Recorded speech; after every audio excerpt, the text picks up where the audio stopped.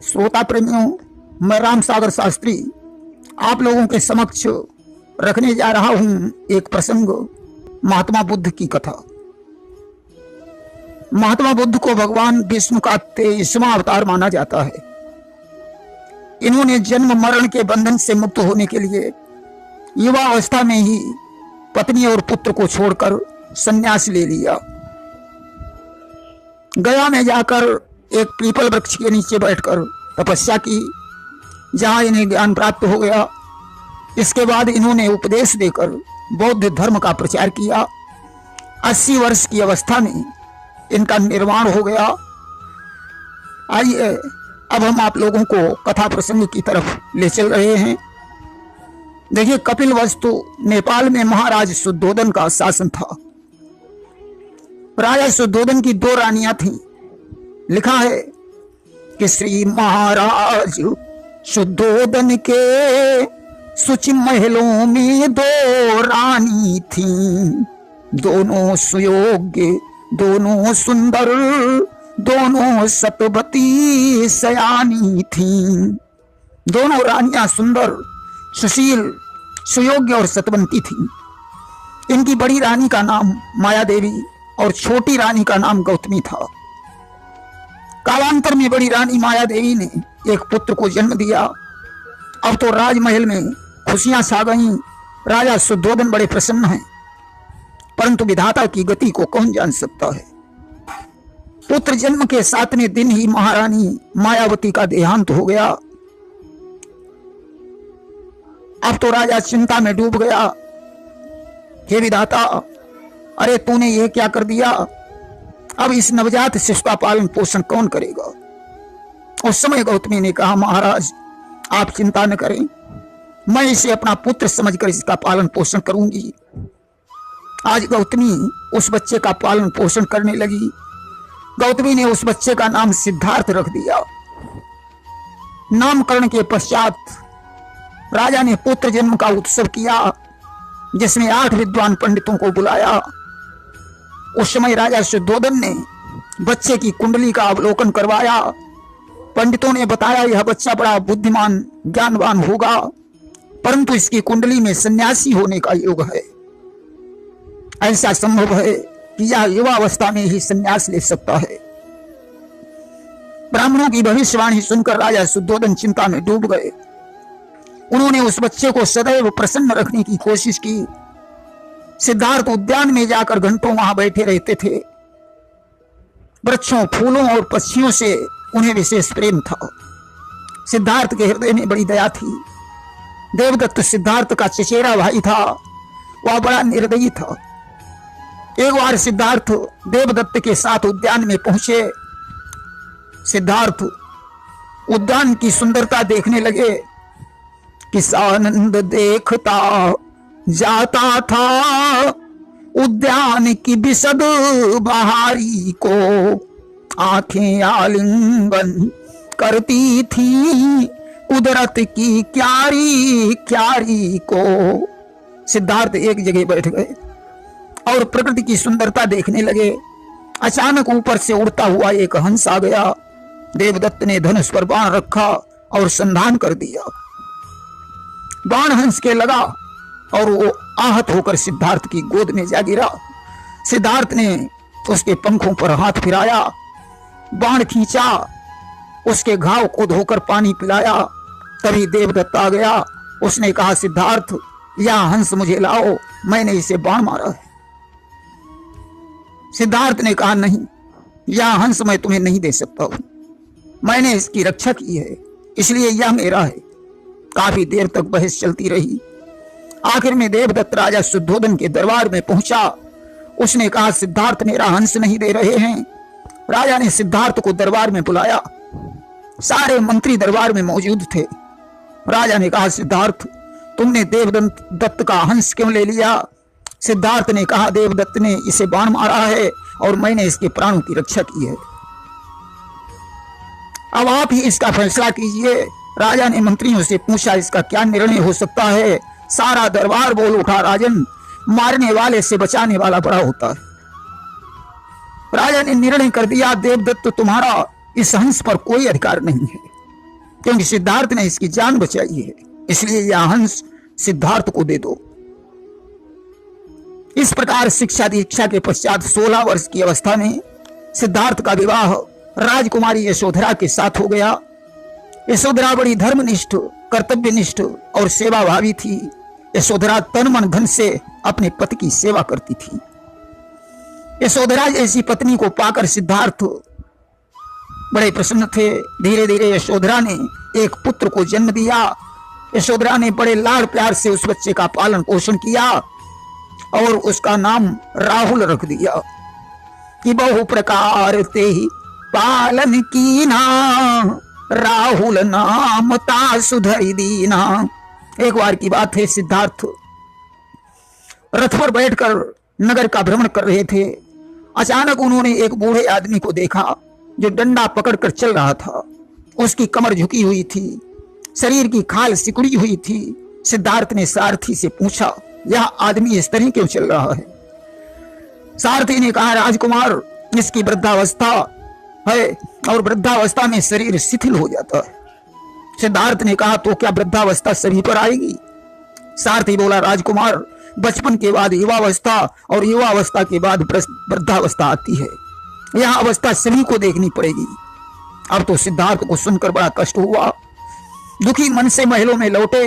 दूसरे दिन जब वे उद्यान की तरफ जा रहे थे तो उन्होंने एक रोगी व्यक्ति को देखा और सारथी से पूछा, यह व्यक्ति इतना कमजोर क्यों है? सारथी ने कहा, राजकुमार, वह व्यक्ति रोग से ग्रस्त है, इसलिए इतना कमजोर है। सिद्धार्थ ने कहा, तो क्या संसार में सभी रोगी हो सकते हैं? सारथी ने कहा, हाँ राजकुमार, संसार में सभी रोगी होते हैं। अब तो सिद्धार्थ का सुख दुख और बढ़ गया। महलों में लौट आए, रात भर सोचते रहे। तीसरे दिन सिद्धार्थ ने देखा एक मृतक व्यक्ति को लोग मरघट पर लिए जा रहे हैं। आगे वाले बोल रहे थे, राम नाम सत्य है। पीछे वाले कह रहे थे, सत्य बोलो मुक्ति है। सिद्धार्थ ने सारथी से पूछा, ये लोग इस व्यक्ति को कहां लिए जा रहे हैं?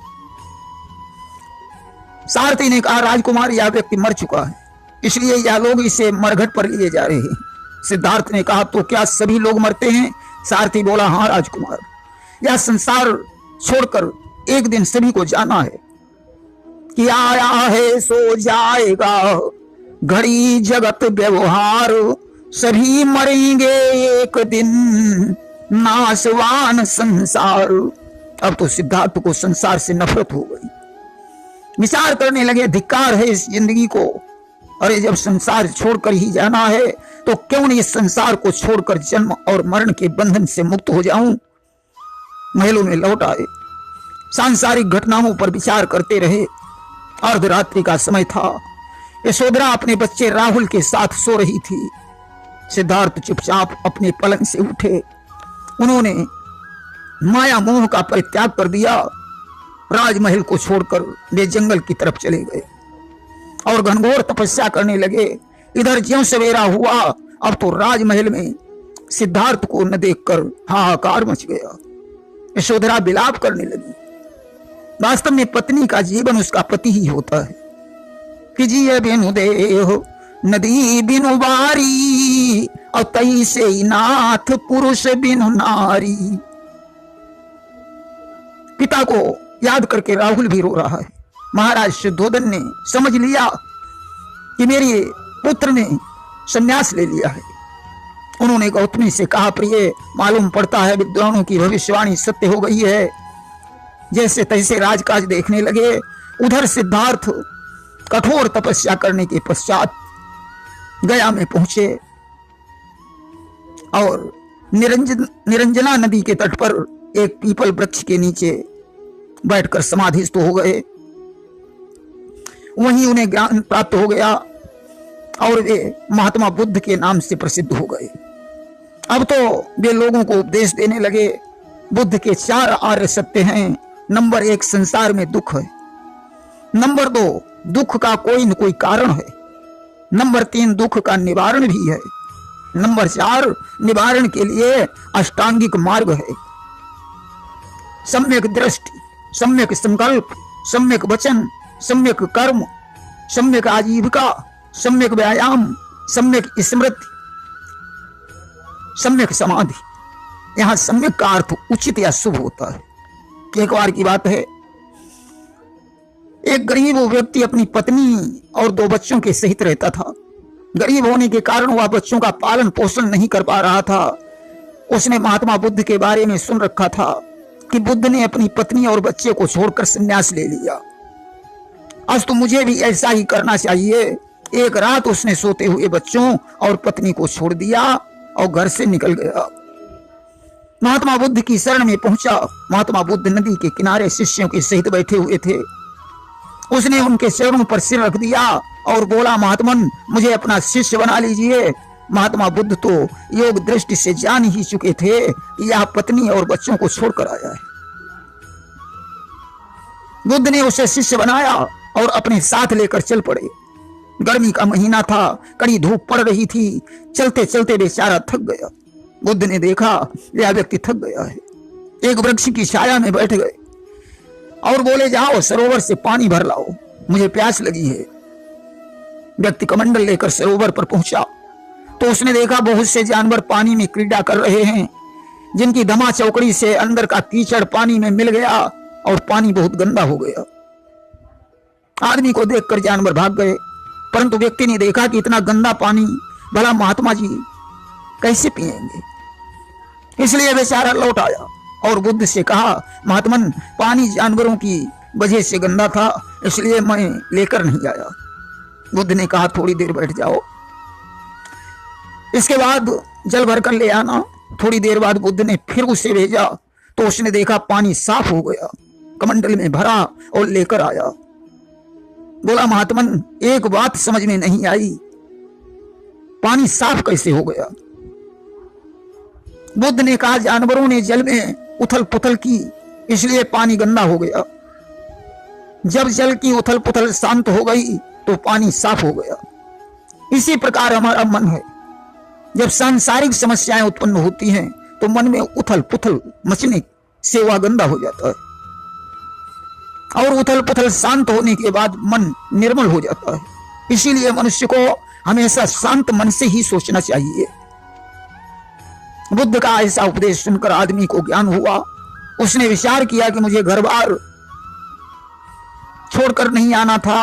वह घर वापस लौटना चाहता था। उसने बुद्ध से अनुमति ली और घर वापस लौट आया।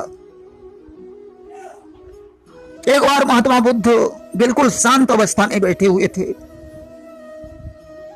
शिष्यों को चिंता हो गई।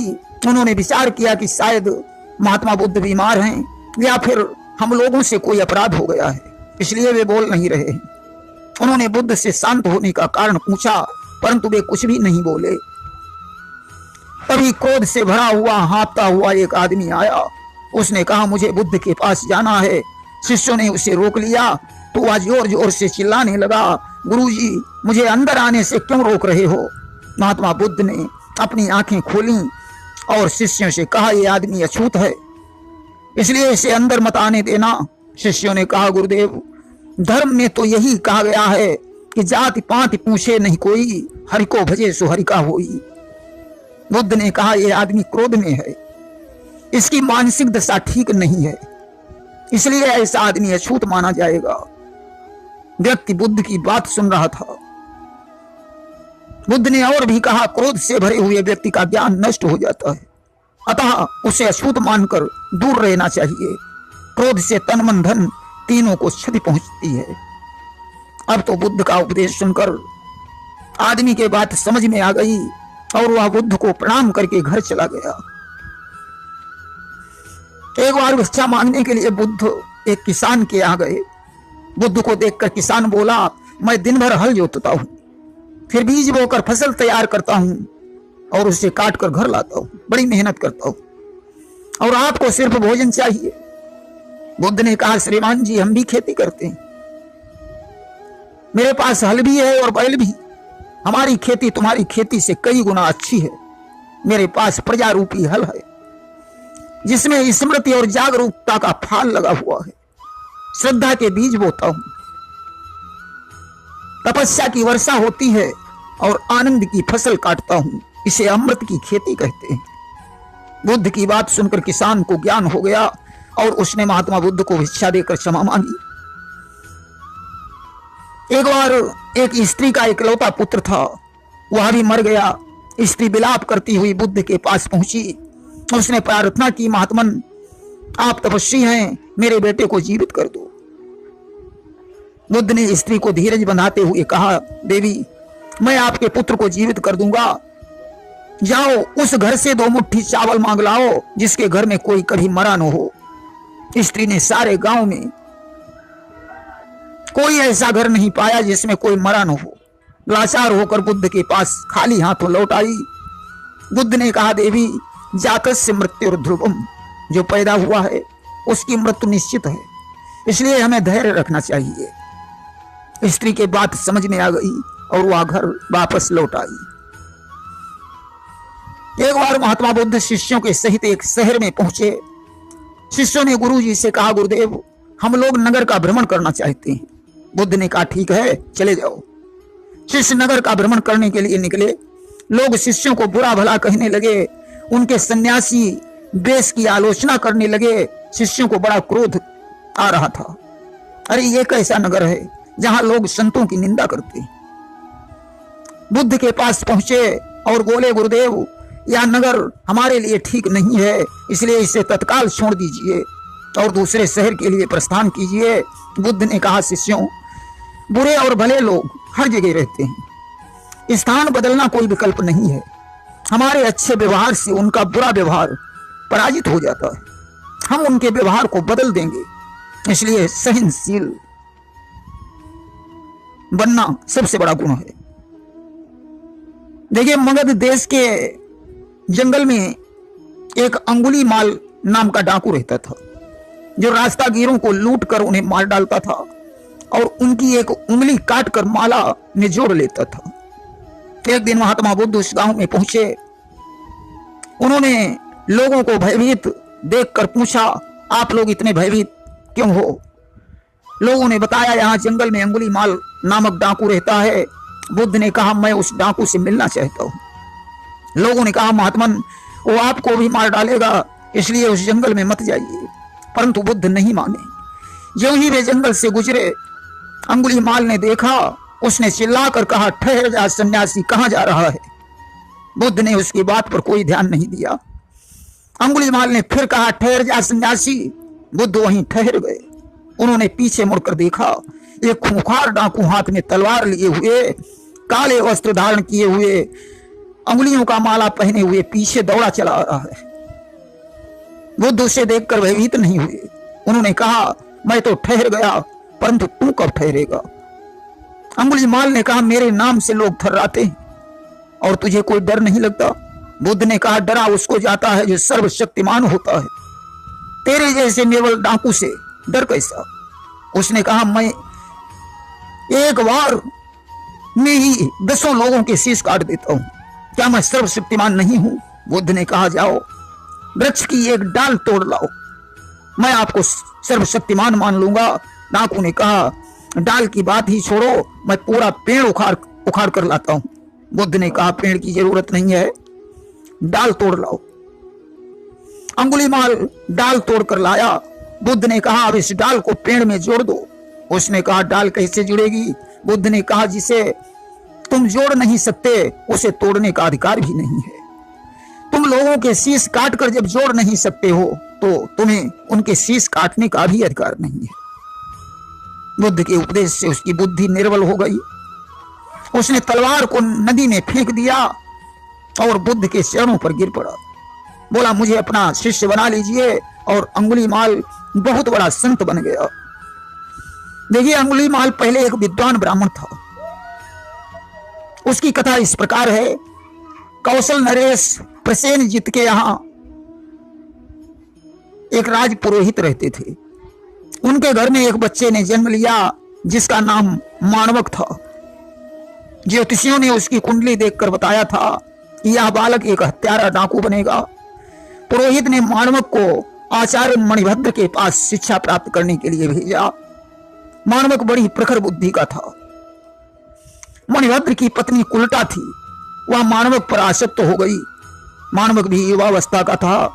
एक दिन मणिभद्र की पत्नी ने जब मणिभद्र दरबार को चले गए तो माणवक से कुत्सित इच्छा प्रकट की।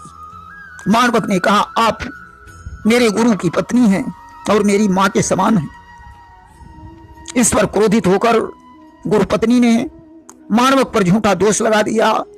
मणिभद्र ने माणवक को डांटा फटकारा और कहा, तू ब्राह्मण नहीं हत्यारा है। इस दोष को मिटाने के लिए तुझे 1000 व्यक्तियों की हत्या करनी पड़ेगी। उसी समय माणवक ने हाथ में तलवार उठाई, लोगों के शीश काटने लगा। गिनती भूल जाने के कारण वह जिसे मारता था उसकी एक उंगली काट लेता था। धीरे धीरे उसने 999 लोगों की हत्या की। उसे एक व्यक्ति की तलाश और थी। तब तक इसकी भेंट महात्मा बुद्ध से हो गई और वह उनके उपदेश से बहुत बड़ा संत बन गया। ऐसे महात्मा बुद्ध का निर्वाण 80 वर्ष की अवस्था में उसी नगर में हो गया। प्रेम से बोलिए वृंदावन बिहारी लाल की जय।